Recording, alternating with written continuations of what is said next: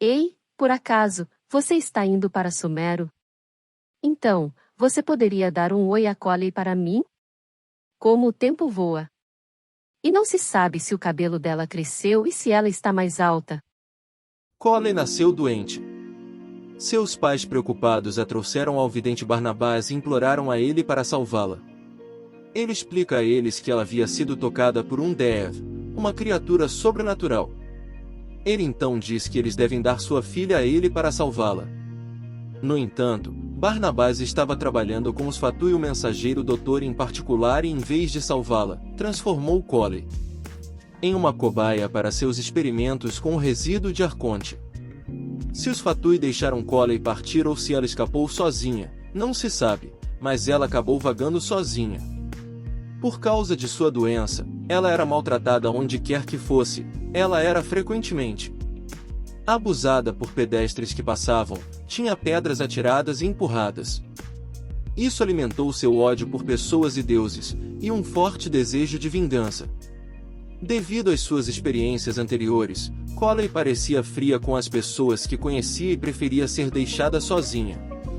Quando ela viajou para Mondstadt e conheceu Ember, com quem ela fez amizade, ela começou a se abrir. Coley tem cabelos curtos e ondulados de um verde claro que chegam ao pescoço e olhos roxos que quase tocam o magenta. Ela é um pouco mais baixa do que Ember. Quando ela apareceu pela primeira vez no mangá, grande parte de seu corpo e rosto estavam cobertos de bandagens. Ela usava calças largas, uma que lembra um saruel, e um chapéu de seringueiro, feito de bandagens. Amarrado ao redor de seus quadris está um pano verde-laranja. Quando ela começa a investigar os dispositivos Fatui, Ember empresta uma de suas roupas velhas para Coley vestir. Ela também tem uma bolsa bege para guardar os dispositivos coletados. No capítulo 16, ela aparece com uma aparência completamente diferente. Ela usa uma camisa preta lisa, um short simples e uma capa com capuz por cima. Ela também usa um chapéu Ushanka, um par de luvas e botas que vão até abaixo dos joelhos. Por último, ela usa o mesmo pano verde-laranja e bolsa bege de antes. Útil, brilhante e aconchegante, amigável e apaixonada. Basta sair perguntando pela Vila Gandharva e você ouvirá essa guarda florestal em treinamento ser elogiada dessa forma por toda parte. Enquanto seu corpo permitir, não importa o quão cheio a escola fique, a Coley nunca irá se encostar quando se trata de seu trabalho como uma guarda florestal e está sempre disposta a ser uma mão amiga a quem quer que esteja em apuros, independentemente de quem seja. Porém, mesmo sendo entusiasmada e positiva do jeito que é, parece haver um passado e coisas em sua mente que ainda não estão prontas para serem compartilhadas. Se pela floresta que ela constantemente faz sua patrulha, você acabar se deparando com um buraco de árvore cheio de anotações estranhas ou alguém sussurrando por perto, não importa o que você viu ou ouviu, seja gentil e faça um desvio e considere como sendo uma pegadinha boba dos Aranaras.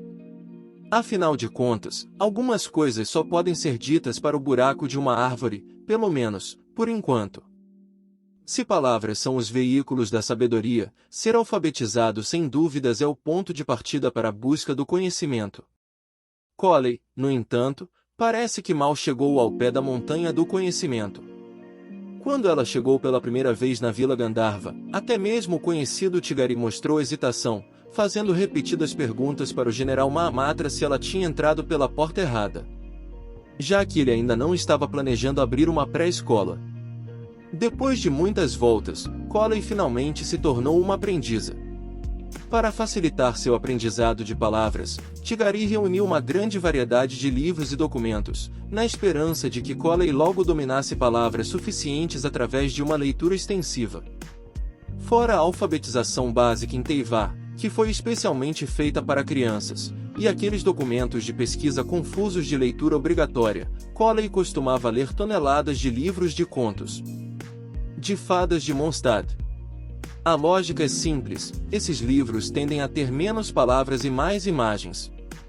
Mesmo que você não saiba as palavras, é provável que você ainda consiga adivinhar olhando as ilustrações. Entretanto, ler apenas livros infantis dificilmente seria suficiente. Quando ela havia captado um pouco mais de palavras, ela imediatamente começou a procurar novos materiais de leitura extracurriculares. De acordo com alguns viajantes que passaram pela Floresta Vidia, existe um tipo de livro de Inazuma, que se chama Light Novel, que é mais fácil de ler do que documentos, e com menos ilustrações do que livros ilustrados. Para Colley, isso soou como o tipo perfeito de livro que ela precisava. Mais importante, os enredos desses light novels eram muitas vezes incrivelmente interessantes, e assim que recebiam uma cópia, muitos leitores terminavam de ler de uma só vez, mesmo que tenham que ficar acordados a noite toda. Isso definitivamente pareceu tentador para Colley, já que ela teve que se forçar mais do que muitas vezes à noite para perseverar na leitura dos livros.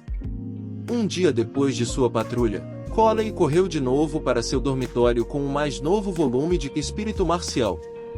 Ela estava pronta para virar a noite inteira lendo essa light novel, que ela de fato passou a noite toda acordada lendo. Meu poder selado. O Vingador Solitário. Você deveria ficar longe de mim. Eu jamais presenciarei a graça dos deuses. E palavras desse tipo continuaram. Colley cobriu sua cabeça com a colcha, se revirando em seu colchão, a noite toda. Mesmo quando amanheceu, ela ainda não tinha se recuperado do que havia acabado de ler. Existe um ditado de origens obscuras em Teivai e é normalmente usado por pessoas que estão se sentindo extremamente envergonhadas ou constrangidas. Eu só queria que uma árvore se abrisse e me engolisse. Colley estava caminhando pela floresta enquanto murmurava essa sentença que havia acabado de aprender de um livro. Antes de retornar a Sumero, ela havia prometido a uma querida amiga que se tornaria uma excelente médica com habilidades médicas excepcionais para salvar pessoas como ela que estavam em constante agonia, tanto física quanto mental. No entanto, é preciso apenas paixão para se fazer um desejo, mas são necessários anos de treinamentos intensivos para realizar tal desejo. Ao terminar um teste, Colley mais uma vez se deparou com a barreira entre a realidade e expectativas. Urd. Como vou contar a Amber sobre isso? Além disso, ela teria que pedir ao seu mestre para escrever a carta para ela.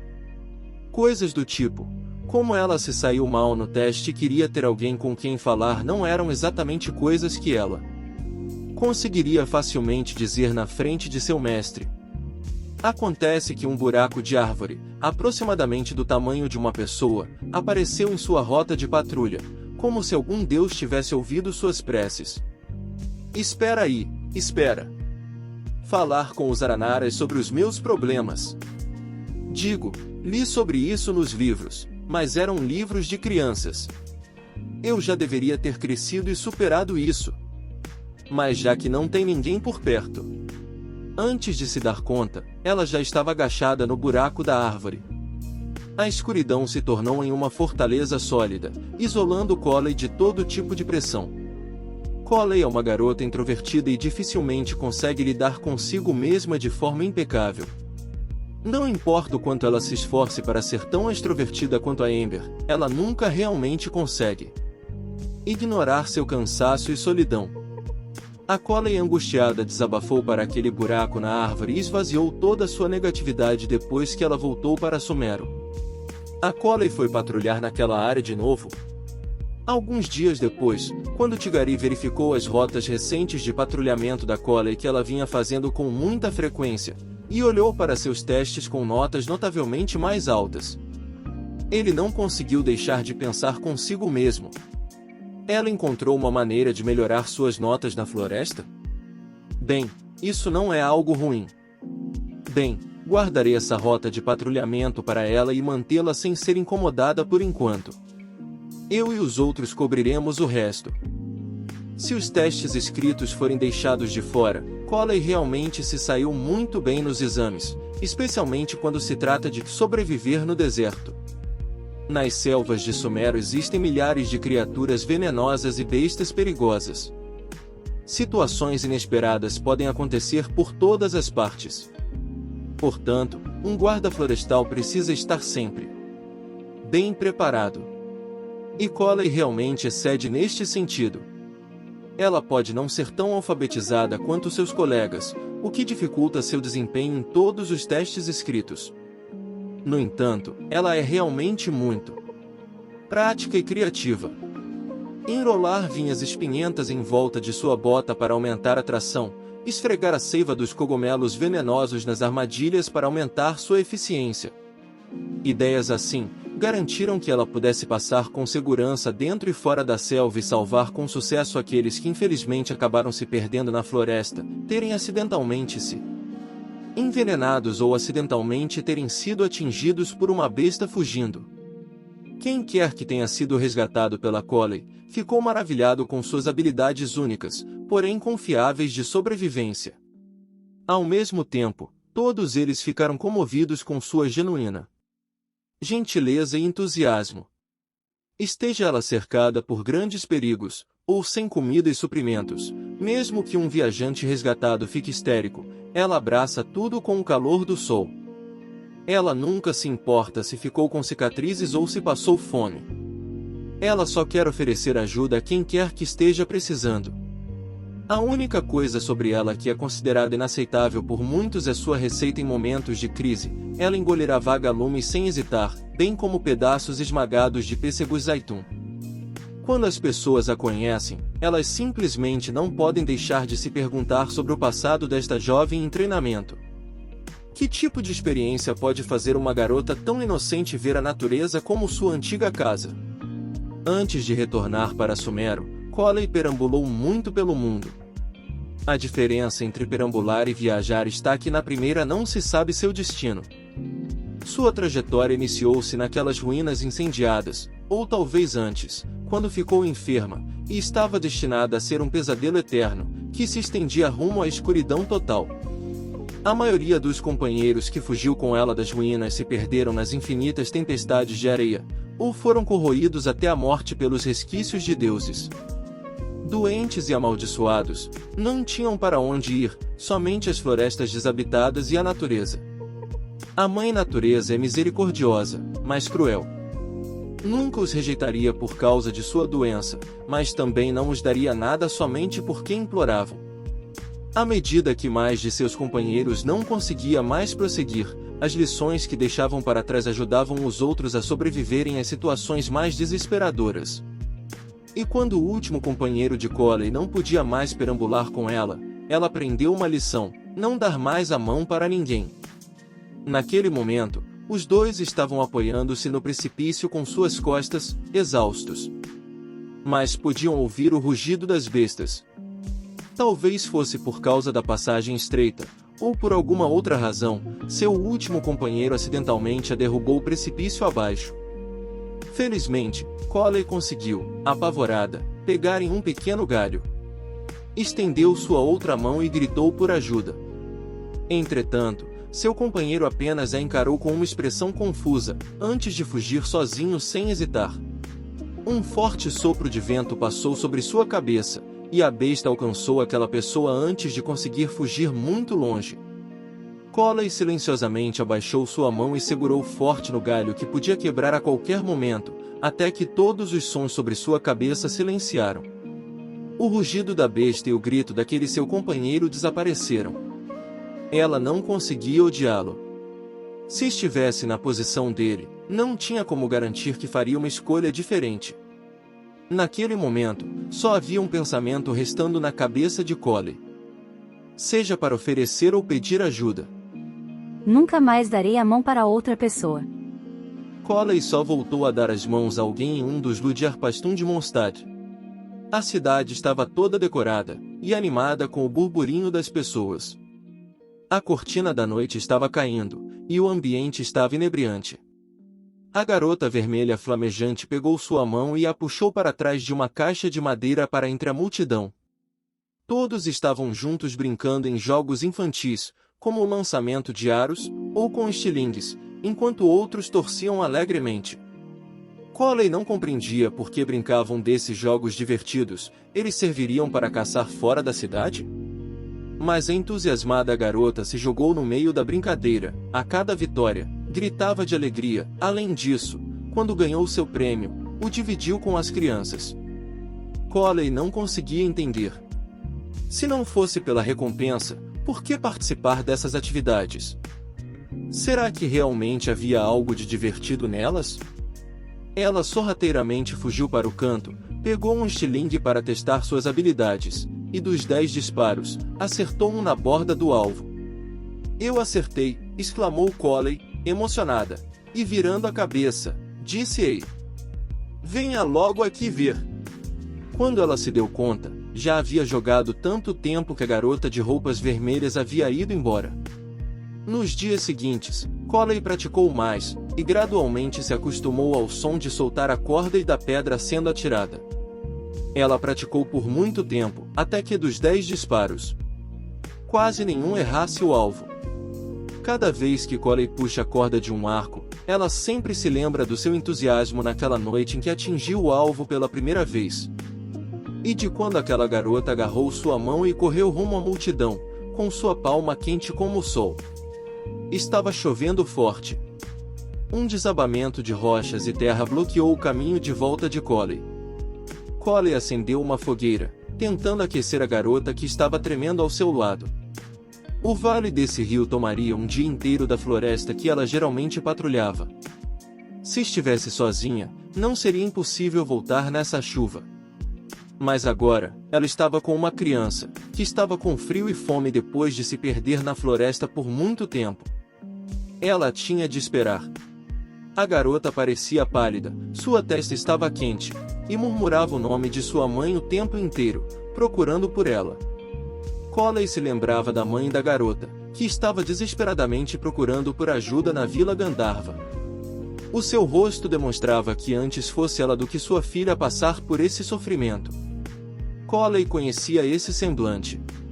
A família estava viajando com uma caranã para cruzar o Vale do Rio. Quando estava acampando para descansar, a filha correu e acabou se perdendo nas profundezas da floresta. Assim que a caravana percebeu que a criança havia desaparecido, tentaram encontrá-la, mas foi em vão. Desesperada, a mãe retornou para a Vila Gandharva para procurar por ajuda. Tigari estava participando de reuniões na cidade com os outros guardas florestais. Entretanto, a situação era tão crítica que Coley não podia esperar por seu retorno. Ela pegou seus pertences e partiu para a floresta sozinha.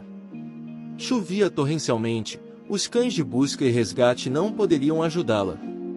E agora, contra o som do trovão e chuva, alguns baixos rugidos eram ouvidos, indicando que uma besta estava se aproximando. Coley não conseguia evitar lembrar-se de algumas experiências perturbadoras em seu passado. Memórias antigas estavam retornando, memórias que ela não gostaria de ter. Quando a forte chuva parou, após receber tais notícias, Tigari partiu apressadamente. Vestígios de combates estavam por todo o precipício, várias bestas estavam caídas, e Coley e a garota estavam dormindo pacificamente uma no ombro da outra. O coração de Tigari parou. Ele sabia que Coley não era capaz de fazer isso, a não ser que tivesse usado o poder que não deveria. Era como beber veneno para matar a sede, e pioraria sua condição. Ele devia entrar em contato com o general Mahamatra imediatamente. Os passos de Tigari acordaram Coley. Ela gesticulou para seu mestre fazer menos barulho para não acordar a garotinha. Tigari checou como ela estava. Coley, você... Coley negou, balançando sua cabeça. Ela levantou a mão e abriu seu punho, que havia ficado fechado a noite inteira. Mestre, eu me tornei mais forte.